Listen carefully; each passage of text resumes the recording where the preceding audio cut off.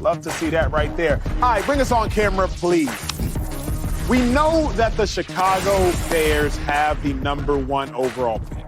But they also have a quarterback in Justin Fields who was taken in the first round just 3 years ago. The Commanders have the #2 overall pick. New head coach Dan Quinn went to the Super Bowl in 2016 with the Falcons. New offensive coordinator Cliff Kingsbury, former head coach of Kyler Murray.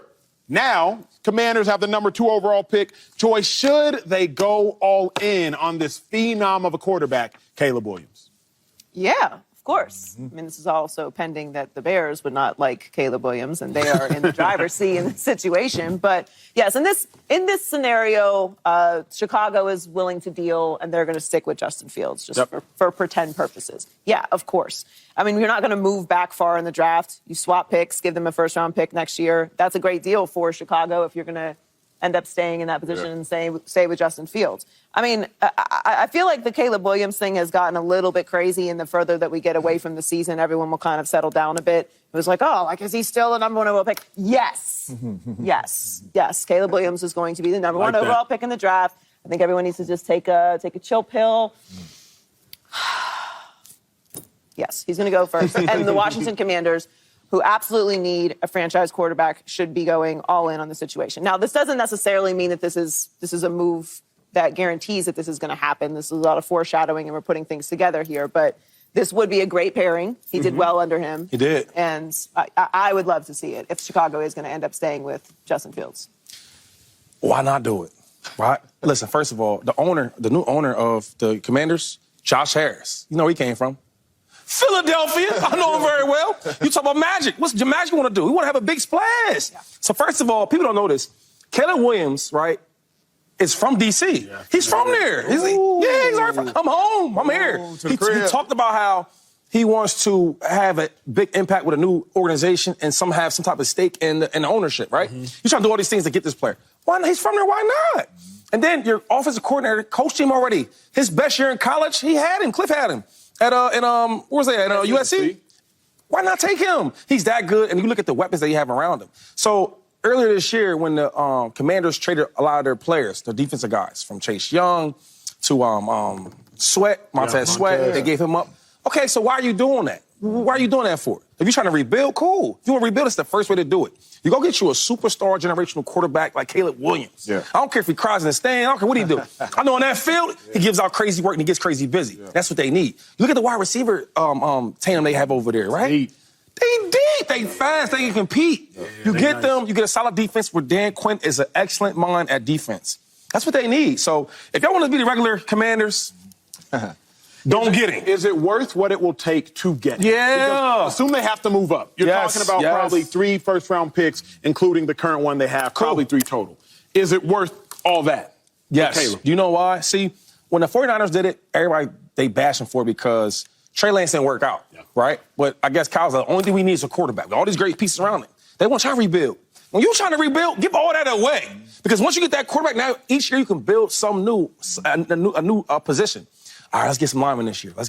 You got what you need and get a quarterback. Yeah. That's all you need. And that's the thing with this football team, too. They are rebuilding. So if you are rebuilding, you need to get a quarterback at the quarterback spot that you could plug in there and say, for the next 10 to 15 years, you are a quarterback. So I would give up anything and everything to go get him, right? Yeah. Why not? You bring in Cliff because that is a sign that, hey, man, talk to us about the young fella. He already ran your scheme. This is home for him.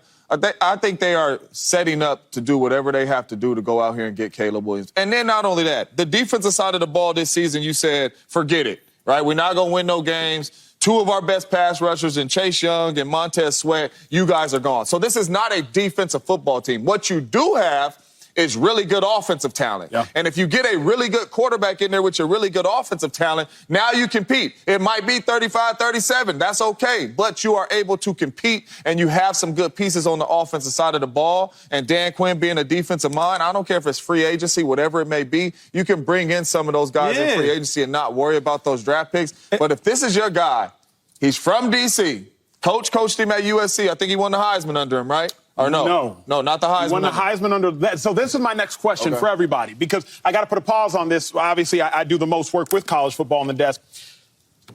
Lincoln is who brought Caleb the Heisman. Yeah. both when Caleb dominated at OU, but then he won the Heisman at SC. Cliff came in this past year, and Caleb actually didn't enjoy the same success he enjoyed the previous year at SC and the previous year at OU. Does that matter to you all? That Lincoln had Kyler Murray in the NFL, and obviously Lincoln and Kyler went back and forth. There were spats. Kyler at least didn't publicly portray that he respected Lincoln Riley.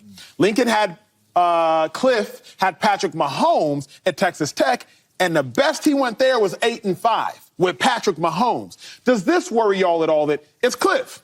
It's not like we're saying Lincoln. We're saying Cliff Kingsbury. Cliff is a good coach. I don't know if he's necessarily a good head coach, but he's a good coach. And and Caleb did go up in some numbers this year. Like he had a good season. He's still going to be the #1 overall pick. And we're having conversations that are even entertaining things like getting percentages in teams or saying where you need to go because of how he is. So if Cliff was the head coach, that might be a little concern. But he's not the head coach. So I think that the support system that they're building there, the way that they're structuring the coaching staff, the way that they've changed over the organization and they're looking towards the future in a completely different way than they have really in a very long time, I would feel very good about this situation. And then also, you got to think about the division. How are you going to compete in that division, the way that those teams are set up? Yeah. You got to be able to have an offense. You got to be able to hang. So I don't have in mind with them building on that side of the ball to start. And this is a generational talent. Like, who cares? Risk whatever. If you're giving up 3 first-round picks, which obviously we all realize was not the best choice in Trey Lance, what are you going to do for Caleb Williams? I'm not saying trees don't go to the sky, but if you swing and miss on this, everyone would have done the same thing. And not only that, like, the wins might not have been there, but if you turn this tape on, it's, oh, my goodness, ain't it? College football. No doubt. but there were he did fall short much more this year than ever in years before. Now, is our production both. Like, there hasn't been a game. This year, y'all remember the Notre Dame game most notably. SC, Notre Dame. Caleb, it's all on you. Your national championship aspirations are on the line because I believe they had already taken 1 L, if I'm not mistaken. Don't have the schedule in front of me. I think it was to Oregon. Against Notre Dame, Caleb comes out, pick. Yeah, he looked bad. Look bad. We hadn't seen that Caleb Williams prior. So and again, I don't even know how much credit I can give Cliff or blame I can give Cliff because I think it's all Lincoln. But really my question, though, 2-5 then is, do you want to give Caleb to Cliff given the fact that it's just the same thing that you saw in college, or do you want more growth, more maturation? Yeah, I love them together. I think you get a quarterback like this, man, you want to be as quarterback-friendly as possible, right? You want to get a guy that I know he's going to do well with my quarterback. He's going to build him up, teach him the game, right, and let him be comfortable. I mean, and listen, okay, he didn't have a great year at college. That's everybody. You're going to be great every season? He had a hell of a year. Wasn't what we're used to saying from him, but we know he's a good player. Another thing about Cliff I do like is I'm not like a super big on Kyler Murray, right? I think he's just a good talent, but I'm not really big on him like that as a quarterback. But some of the years that Cliff did have Kyler, had success. He showed some success. I'm like, maybe Kyler is pretty good under that system. So I like Cliff for him, man. I think they got a defensive coach where I like him because if the defense don't have the personnel, the defensive coach is so smart. And Dan Quinn, I can make up for that. Yeah. Same thing with the quarterback. Yeah, maybe I don't have all the pieces I need for this young quarterback, but I got a good offensive coordinator that's going to help him out. So I like the move. I like that. Sorry, Jim. I also like that he has been a head coach. So when you talk about this all the time with Andy Reid, and in no way am I comparing him to Andy Reid, but you talk about how he brought some things that Pat did well in college, yes, he did, to the modern game. Well, or to the professional game. Well, Cliff's been a head coach. So if this was his first time stepping into an offensive coordinator position at the NFL level, I'd be much more concerned. Like, okay, maybe he's still just a college guy. Is he actually going to develop him? But he's spent time in the NFL. He's spent time in college, and he's spent time specifically with Caleb Williams. So that makes me feel more confident that he'll be able to implement some of the things that made Caleb successful in college because he has that experience and comfortability and relationship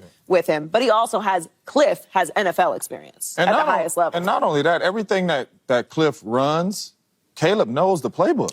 So that makes it easy. Like, when we all came in as rookies, it's like, what's that? We got to learn it again. I'm at San Jose State. If you call curl route, it's a curl route. Not a curl route turned into an in route and then a go route versus all these coverages. I'm running curl routes. He like, that's an in route. Like, bruh. So offensively, you walking into the building knowing like, oh, okay. Oh, yeah, I know. I remember that signal. Yep. You're going to help the young fella play so much faster. I think that's going to benefit. No, that does make a good point. Because I remember as a rookie, like, Everything sound like Chinese. Sound like I didn't know what they were saying. But when you think about it, though, like as a rookie, you got to learn. So now, if I'm already used to the play calls, I'm used to what we're trying to do. I can help you out now. Let me ask them. Final question. It might be the most important one. Cliff has proven to be a phenomenal friend to his players. Hasn't always proven to be a great coach to his players. Kyler Murray did not respect Cliff Kingsbury. That was a part of the tension. Kyler Murray cussing Cliff Kingsbury out. Shady, you friends with Big Red. You talk about it all day. You and Andy Reid are friends. That's my man. But you also respect him. Yeah. When Andy tells you something, you're like, hey, okay, we cool and all, but there's a level of reverence there. What we've heard about Caleb Williams, you've met him a couple times, I've met him a couple times, but what we've heard about Caleb Williams is, he wants things done his way. There's stories that he might want ownership stake in a team. So we already know that Caleb wants things done his way. At least that's what we've heard. And we know that Cliff doesn't necessarily command respect because he's too busy being buddy-buddy. Right. Would that work to Caleb's detriment? So what Joy said, he ain't the head coach. He the coordinator, right? And most coordinators, especially with the best players, they have a good relationship, right? It's the head coach that got the real say. Yo, what's going on in there? Hey, I don't care what's up, what's going on? He demands that respect. And Andy Reid was like that. Andy Reid was super cool, but he had that respect. With the coordinators, though,